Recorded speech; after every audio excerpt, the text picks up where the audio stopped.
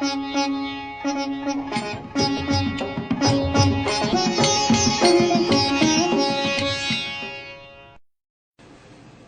a Hindu, a good thing to consider doing would be to have a Yeshu Puja. The word puja in Hindi means worship, and so to have a Yeshu or a Jesus Puja would mean to have a Jesus worship service. This is a great idea because one of the biggest obstacles for Hindus is the concept that in asking them to follow Jesus, you're asking them to leave behind their family or leave behind their culture.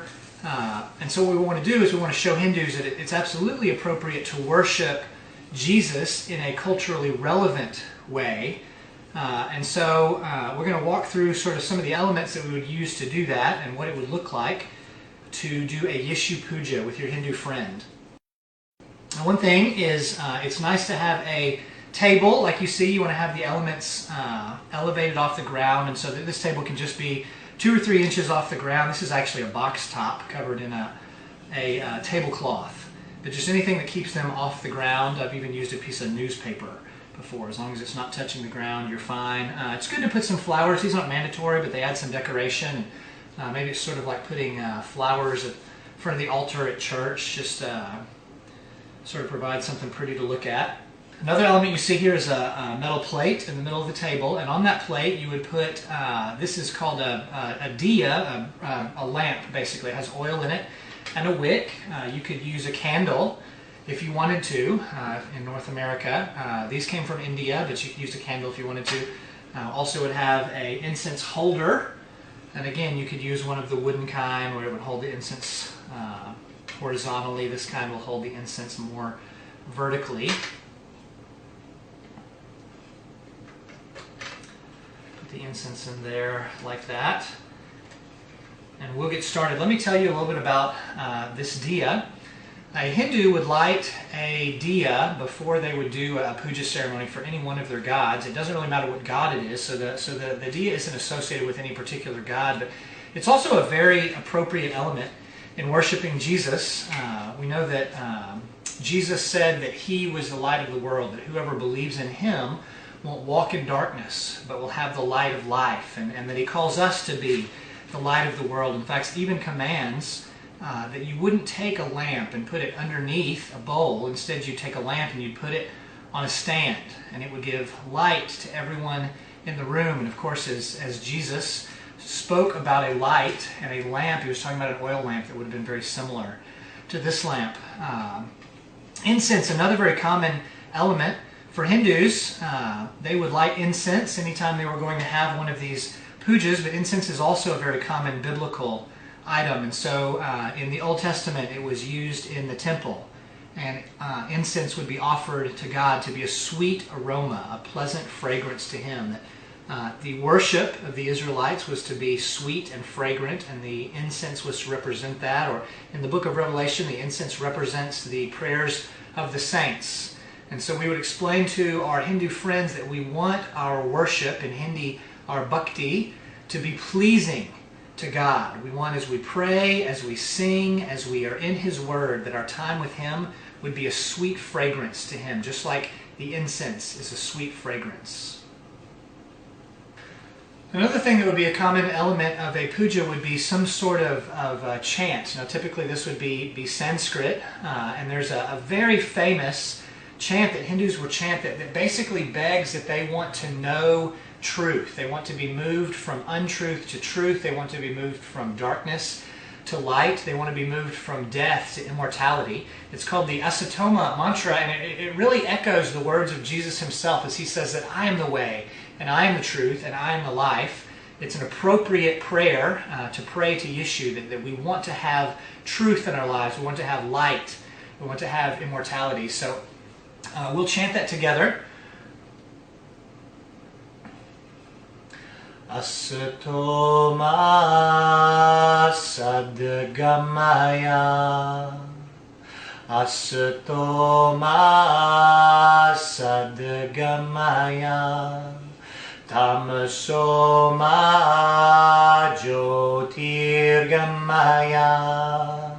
Tamasoma jyotirgamaya,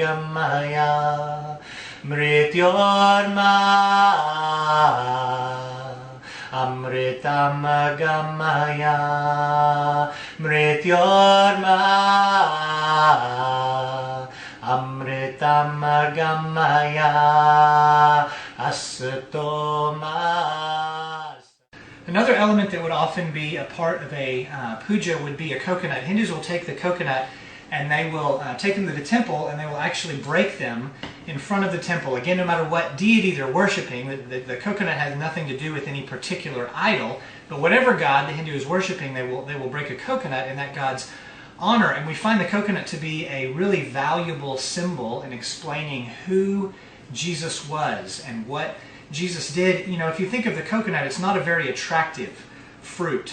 It's brown, and in India it'd be covered in the fur. They've ripped it off since we're in North America, but it's not very pleasing to the eye. And the same thing with Jesus. There wasn't anything about his appearance that set him apart from other men. He appeared to be a normal man, but what we know is he absolutely wasn't normal. There was something very special on the inside. As you think of Jesus' life, there was pain and there was suffering. Imagine the loneliness that Jesus felt in the last days of his life as every one of his friends betrayed him and abandoned him, and he was taken away in the middle of the night to be tried at night so that people would tell lies about him and falsely accuse him of things that weren't true about him. And then for him to be hauled away and beaten and mocked and taken to trial before Pilate, and the crowds cried, "Crucify him, crucify him." And then ultimately for him to be sentenced to beatings, harsh beatings. So there was pain involved in his life, and then sentenced to death. Sentenced that they would take 2 pieces of wood and they would nail these pieces of wood into a cross, and Jesus would carry his own death instrument up a hill. And when he reached the top of that hill, they would take his body and they would nail his body to this cross.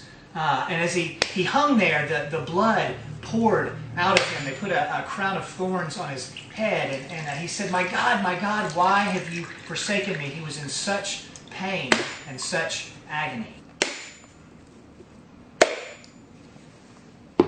So as we open the coconut, what we see is it is pure and white on the inside, just as Jesus is pure and white. And as we come to him, he can make us pure and white, and that though we have sin in our lives, he can remove that sin. He can give us the purity that he had. We know that he was beaten and he was murdered and he died, but he came to life again, and he came to bring us life, and he came to give us purity for those who will put their trust and their faith in him. Another thing Hindus would do is to sing, to worship Jesus through song. Hindu style of singing would be called a bhajan. And I love the bhajan style of music. It's responsive, so the singer will sing a line and then the congregation will repeat the same line in the same way. So we'll sing a bhajan called Nam Lio Re. Nam Lio Re, Nam Lio Re, Yeshu ka mangal kare, Nam Lio Re, Nam Lio Re, Nam Lio Re, Yeshu ka mangal kare, Nam Lio Re. You could also play an instrument. This instrument's called a manjira. I think you could buy them even at a music store in North America, those little cymbals you clang together. Very simple. You can also just simply clap your hands if you prefer. Nam Lio Re, Nam Lio Re, Yeshu ka mangal kare, Nam Lio Re. We used the coconut to tell the story about Jesus' life in this Yeshu Puja, but it would also be appropriate to tell a Bible story. You'll notice that my Bible's in a cover. That would be appropriate to not keep the Holy Scriptures on the ground, have them in some sort of cover, but maybe we would just tell any other Bible story from the Bible, and then even discuss the teaching of that Bible study, what we learn about God, what we learn to apply, what we learn about ourselves. It would also be appropriate to pray in this setting, to ask your Hindu friend what's going on in his or her life, and what you could pray for him or her. Hindus find this very meaningful. You could even pray together. We find it helpful maybe to lead Hindus in very simple prayers. God, I praise you for. God, I praise you because. God, please provide us with just a simple sentence that maybe your Hindu friend would repeat after you. Paul says in 1 Corinthians 9 that he was a Jew to the Jews, that he was weak to the weak, that to those who were under the law, he was as one who was under the law, and to those who weren't under the law, he was as one not under the law, that he does all things so that by all possible means some might be saved. That's really the concept of the Yeshu Puja. We want to take the message of Christ and the truth of the gospel and put it in a relevant Indian Hindu form. We want to make Jesus accessible to the Hindu. And so the Yeshu Puja is a way for us to step out of our comfort zones, to reach our Hindu friends and to show them that Yeshu, that Jesus is one who is relevant within their culture also.